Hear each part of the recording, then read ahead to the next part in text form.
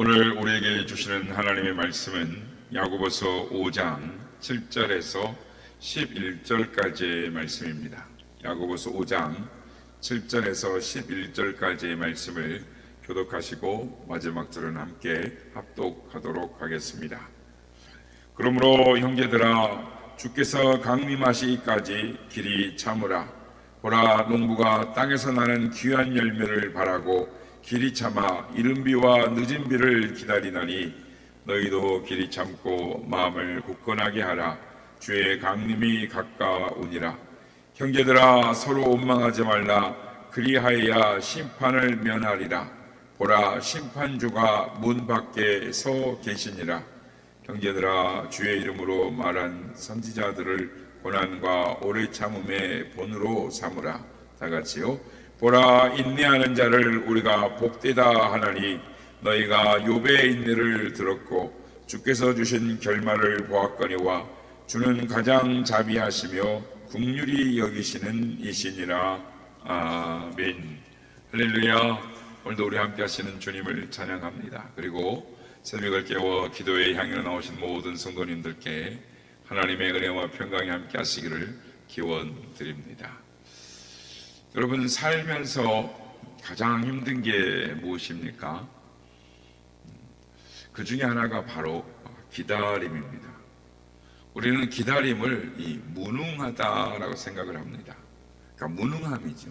그러니까 아무것도 할 수 없어서, 어찌할 수 없어서 버티는 그 정지 상태를 인내다라고 오해를 합니다. 그래서 고난이 길어지면 우리는 하나님께 항변합니다. 하나님, 제가 얼마나 더 참아야 합니까?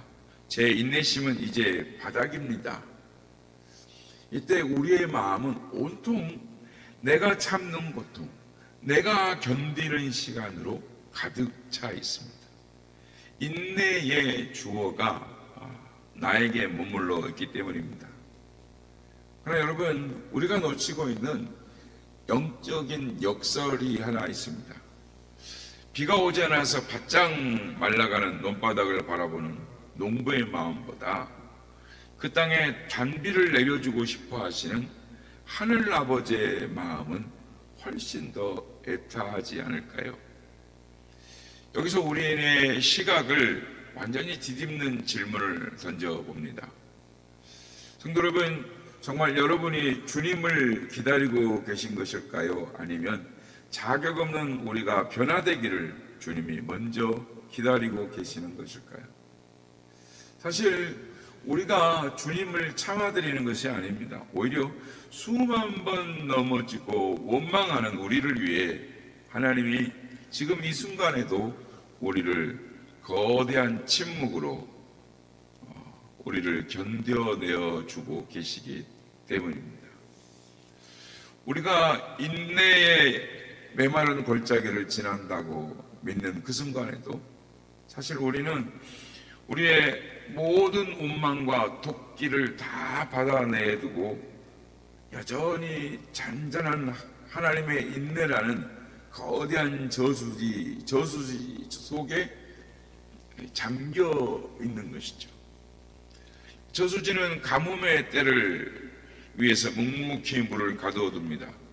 우리가 쏟아내는 불평의 오물을 다 받아내면서 넘치거나 또는 동요하지 않고 오히려 우리의 인생의 갈증을 해결하기 위해 그 고통을 스스로 머금고 계신 분이 하나님이십니다. 오늘 본문은 바로 이 인내의 주어를 나에게서 하나님으로 옮기라라고 말씀을 합니다. 그리고 그 구체적인 모델로 우리에게 농부를 제시합니다. 농부의 인내를 제시하는 것이죠.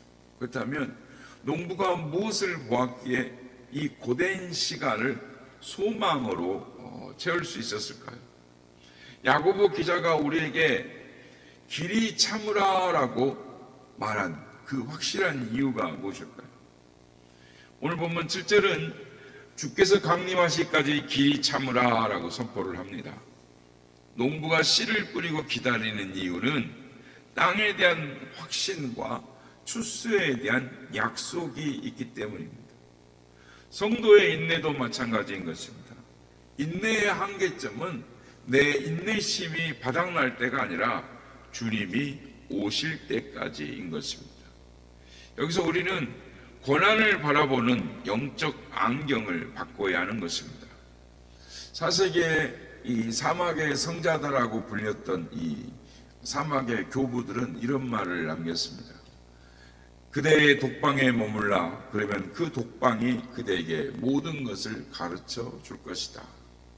성도 여러분, 그들이 말한 독방이란 감옥이 아닙니다. 사방이 막혀서 오직 하늘만 열려있는 광야를 의미하는 것입니다. 세상에 도움 청할 곳이 아무데도 없는 그 절망의 장소가 역설적으로는 하나님과 가장 깊이 독대할 수 있는 지성소가 된다라는 뜻입니다. 그러므로 우리가 경험하는 인생의 광야는 우리를 죽이려고 하는 하나님의 형벌이 아니라 하나님과 우리가 단둘이 만나서 우리를 새롭게 빚어내는 하나님의 축복의 단련장, 훈련장이라 할 수 있는 것입니다. 그렇습니다. 인내란 내 계획이 하나님의 계획에 굴복하는 과정이고, 나의 시간표를 끊고 하나님의 시간표에 나를 맞추는 영적 질서의 회복의 시간인 것입니다. 주님이 오시는 날 저수지에 가두두었던 그 눈물의 분량만큼 갑절로 우리에게 영광으로 갚아 주실 것입니다. 성경이 말하는 농부의 인내는 잠자는 시간이 아닙니다. 가뭄의 때의 농부는 오히려 더 바쁩니다. 밭을 갈고 씨를 보호하고 땀을 흘리는 것입니다. 이것이 인내의 현실성인 것이죠. 여러분, 아무것도 하지 않고 손 놓고 있는 것이 인내일까요? 아니면 보이지 않아도 오늘 나에게 맡겨진 일상의 씨앗을 심는 것이 인내일까요? 진정한 인내는 수동적인 포기가 아니라 가장 적극적인 형태의 거룩한 행보인 것입니다. 최근 심리학과 뇌과학에 종사하는 자들의 연구에 보면은 성경적 원리를 놀라운 방식으로 뒷받침하는 연구 자료들이 있습니다. 그러니까 우리의 뇌는 아무것도 할 수 없는 그 무력한 기다림을 생존에 대한 위협으로 인식하고 아무것도 할 수 없는 그 순간에 극심한 불안을 만들어낸다고 합니다. 그래서 그 기다림 속에서 내가 통제할 수 있는 작은 수고, 그러니까 할 수 있는 하나의 일들을 시작할 때 우리의 뇌는 비로소 이 평안을 찾는 뇌의 호르몬을 배출하기 시작한다라는 것입니다. 그러니까 움직여야 견딜 수 있다라는 것이죠. 신앙도 마찬가지인 것입니다. 인내는 소망 없이 멈춰서는 이 정지가 아닙니다. 그러니까 저수지에 물이 가득해도 수로를 닦지 않으면 그 물이 논으로 흘러 들어올 수 없듯이 하나님의 약속이 아무리 확실해도 오늘 나의 작은 순종이 없으면 인내의 열매를 맛볼 수가 없습니다. 저수지의 풍성한 은혜가 내 삶의 열매로 이어지도록 오늘이라는 이 밭에 순종의 길을 내며 약속의 결말을 향해서 쉼없이 나아가는 이 거룩한 열심, 그러니까 순종이 바로 성경에서 말하는 인내의 본질이다라고 할 수 있는 것입니다. 우리의 이 삶 속에 구체적인 이 신앙생활 속에서의 이 열심은 그러니까 거창한 것이 아닙니다. 도저히 용납할 수 없는 사람 앞에서 한 번 더 웃어주는 것이 인내죠. 당장 해결되지 않는 그 고난의 자리에서 기도의 자리를 지키는 것, 그것이 인내입니다. 그러니까 이 작은 그 발버둥이 성경이 말하는 진짜 인내인 것입니다. 나를 힘들게 하는 사람을 끝까지 품어주고 나를 짓누르는 고통스러운 환경을 끝까지 견뎌내는, 그러니까 이 모든 과정이 결국은 오늘 내가 할 수 있는 최선의 순종이라는 이 작은 이 발걸음을 떼을 때 이 완성이 되는 것입니다. 그러나 인내의 과정에서 우리는 이 필연적으로 원망이라는 무서운 질병을 만납니다. 고난이 길어지면 우리의 입술에는 독이 오르고 시선은 하나님이 아닌 남의 탓으로 향하기 시작합니다. 여기서 우리는 원망과 이 인내의 본질적인 차이를 보게 됩니다. 원망은 상황이 내 뜻대로 되지 않을 때 생기는 하나님의 선하심에 대한 의심인 것입니다. 반면에 성경이 말하는 인내는 환경이 어떠하든 변함없으신 하나님의 성품에 대한 확고한 신뢰인 것이죠.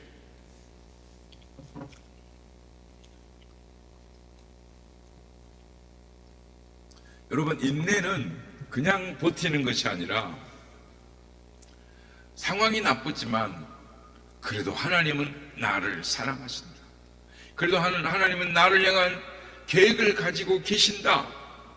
그 하나님을 신뢰하면서 끝까지 하나님을 믿어드리는 치열한 영적 싸움을 인내라라고 하는 것입니다. 그래서 오늘 본문 11절에 보면 인내의 대명사인 이 욥을 통해서 인내의 결말, 즉 욥의 결말을 통해서 우리가 고난 중에 끝까지 붙들어야 할 하나님의 본심이 무엇인가를 우리에게 말씀하십니다. 주는 가장 자비하시고 긍휼히 여기시는 이시니라. 여러분, 욥이 그 혹독한 고난을 통과할 수 있었던 것은 그가 우리보다 인내심이 강해서가 아닙니다. 욥이 원망 섞인 질문들을 쏟아내면서 몸부림칠 때 하나님은 그를 심판하지 않으시고 끝까지 들어주시고 그가 스스로 답을 찾을 때까지 묵묵히 기다려 주셨기 때문인 것입니다. 성도 여러분, 하나님은 오늘 우리의 삶 속에서 이 은혜, 인내의 은혜를 우리에게도 동일하게 베풀고 계십니다. 어떻게 베풀고 계십니까? 우리가 하나님을 등지고 도망갈 때 주님은 우리를 뒤쫓아오고 계시며 참아주고 계시죠. 우리가 원망의 말을 쏟아낼 때 주님은 그 날카로운 독설들을 당신의 가슴으로 다 받아내시면서 우리를 기다려주고 계십니다.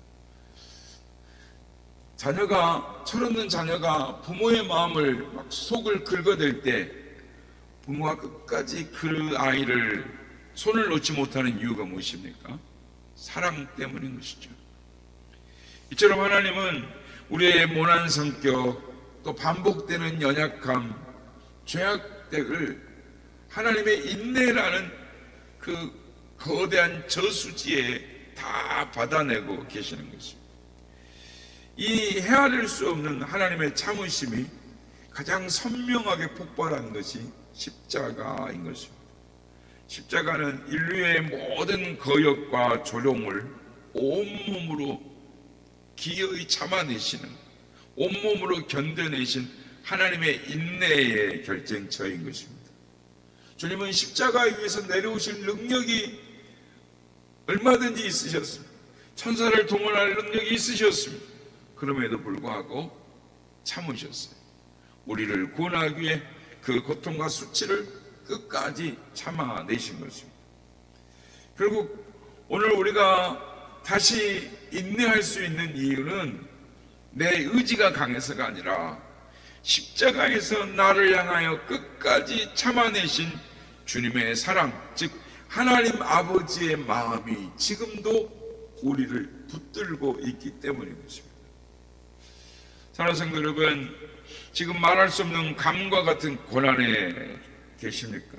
아무리 기다려도 하늘문이 열리지 않는 그런 가뭄, 낙심 가운데 계십니까? 그렇다면 이제 환경을 향한 원망을 멈추고 우리를 품고 계시는 하나님의 거대한 인내를 바라보아야 하는 것입니다. 하나님을 신뢰해야 되는 것입니다. 하나님의 그 저수지 가득 축복을 예비하신 주님을 확신하면서 농부처럼 오늘 우리에게 맡겨진 일상의 밭에 기도의 씨앗을 심어야 하는 것입니다. 억지로 버티는 인생이 아니라 하나님의 약속의 그 결말을 향해서 기쁘게 순종의 걸음을 떼는 우리가 되어야 하는 것입니다. 성경은 11절에 보라 인내하는 자를 우리가 복되다 하느니라 라고 약속을 하시는 것입니다.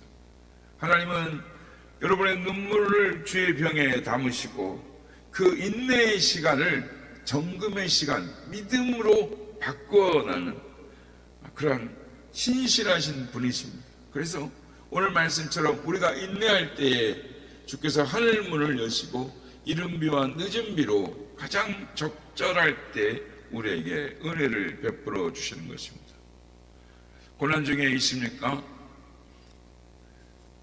오늘 야고보 기자는 고난의 시간에 인내의 순종을 통해서 하나님의 예비하신 풍성한 복을 누리라 라고 우리에게 권면하고 있습니다. 바라기는 이 고난의 시간에 인내의 순종을 통해서 예비하신 하나님의 축복을 풍성히 누리는 우리 모두가 되시기를 예수님의 이름으로 축복합니다.